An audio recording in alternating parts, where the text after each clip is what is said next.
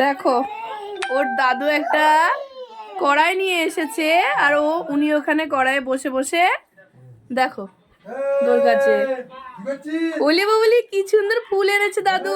ওই যে দাদু ফুল এনেছে, কি সুন্দর ফুল। কি ফুল বাবা এটা?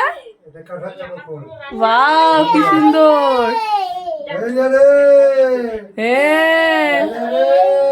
এই দে মাম্মা।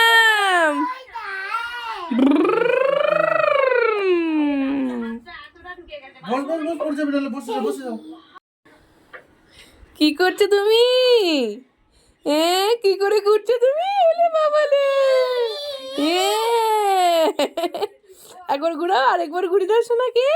ওই যে ওই যে ওই যে কি করছো তুমি? কি করছো গো?